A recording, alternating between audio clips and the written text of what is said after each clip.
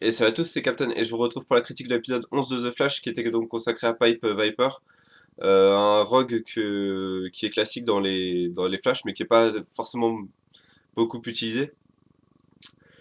Pour tout vous dire, en fait, j'avais peur que cet ennemi soit un peu anonyme, parce que voilà, c'était un rogue comme il en existe beaucoup. Et donc j'avais peur qu'il soit mal utilisé. En fait, non, il nous a appris beaucoup de choses grâce à son apparition. On a appris énormément de choses, notamment sur Harrison Wells, vu que c'était quasiment un épisode consacré à lui et à ceux qui cachent à la Team Flash, on peut l'appeler comme ça. Et donc c'était assez sympa de voir que, en fait, c'était toujours ce double jeu où en fait il y avait Harrison Wells qui cachait quelque chose. Il y avait Pipe Viper qui jouait avec la Team Flash en lui disant oui, je connais le secret de Harrison Wells. Hop, et du coup Harrison Wells devait révéler quelque chose. Pipe Viper disait mais j'ai encore quelque chose. Et ça allait comme ça au fur et à mesure. On a également pu voir que Pipe Viper était, enfin son vrai nom c'est Hartley Hathaway, était assez fort, au moins il était en tout cas capable de combattre le Flash tout seul. Il était beaucoup trop intelligent pour Barry. C'est ça que je trouve un peu dommage d'ailleurs avec le Flash en ce moment. Avec Barry, c'est que il est soit battu soit en vitesse par Reverse Flash, soit il se fait outsmarter, c'est-à-dire il est pas assez intelligent, il est toujours moins intelligent que ses ennemis. Ils foncent toujours à fond dans la situation et voilà, et du coup il prévoit pas que les ennemis ont un plan contre lui. Bref, ça c'était un truc à part. Mais la vraie chose qui m'a plu dans cet épisode, c'est vraiment de voir l'interaction avec Harrison Wells qui était dans ses derniers retranchements à chaque fois. Et donc il était obligé de révéler, il a révélé notamment que il y avait des risques, il connaissait les risques de l'accélérateur de particules. Et il a quand même décidé de le lancer malgré le fait qu'il y avait des chances que ça pète. Maintenant, est-ce que c'était des chances minimes ou, euh, ou maximum que ça pète? On ne sait pas et je pense qu'on saura probablement jamais. On a donc Pipe Viper qui s'attaque à Harrison Wells parce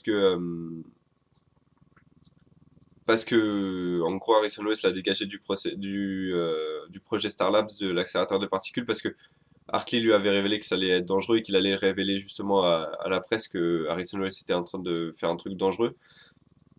Donc en gros il lui en veut pour ça et probablement également pour le fait que du coup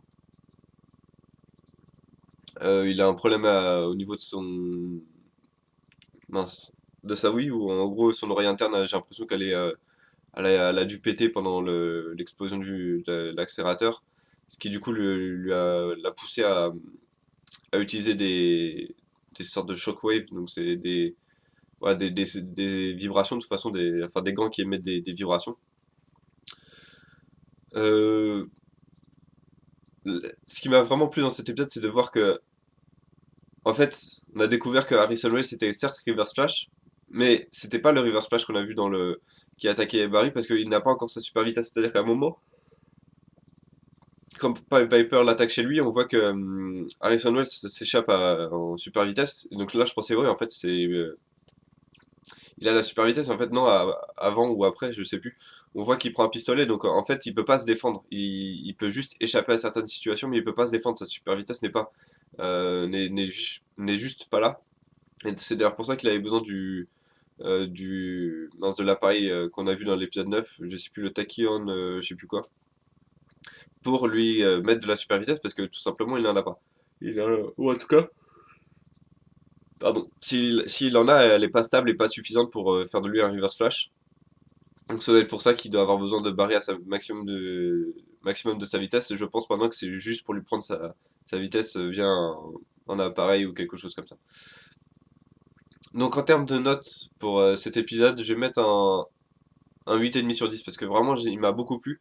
Et c'est vraiment sur ça que je trouve que la série The Flash est très forte. C'est-à-dire que là, c'est un épisode qui était centré sur un personnage, c'était un développement de personnage, mais ils ont réussi à faire que ce développement de personnage fasse avancer l'intrigue principale et de manière assez grande.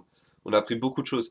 Et ça, c'est quelque chose qui me plaît quand on voit d'autres séries comme Arrow ou Gotham par exemple, où ils font un épisode pour développer un personnage, mais ils font pas du tout avancer l'intrigue à côté. Là, je trouve que The Flash le fait très bien.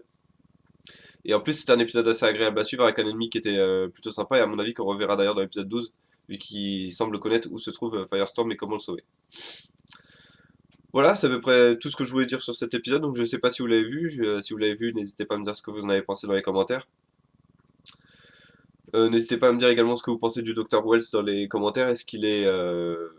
Enfin, ce qui est assez marrant, et je vais finir là-dessus, c'est que quand il se déplace, il a une aura, entre guillemets, enfin comment, ouais, une aura rouge derrière lui, ce qui est typiquement euh, propre. Je crois que c'est à Barry. Il me semble que Il me semble que c'est Barry qui, lorsqu'il se déplace en super vitesse, a une aura rouge derrière et les Reverse Flash ont une aura jaune. Donc, est-ce que ça voudrait dire qu'il utilise la Speed Force qu'utilise Barry? Donc, parce qu'on a également eu la première. Pour la première fois, on a entendu le mot Speed Force dans la série. Donc, on commence à s'approcher d'une révélation assez intéressante. Et apparemment, d'ailleurs, ce serait l'épisode 15 euh, où ces révélations se feront. Donc, voilà, j'ai hâte de découvrir ce que la série a à nous offrir. En attendant, moi, je vous laisse là pour cette vidéo. J'espère qu'elle vous aura plu et je vous dis à bientôt pour une prochaine vidéo et demain pour Arrow. À bientôt.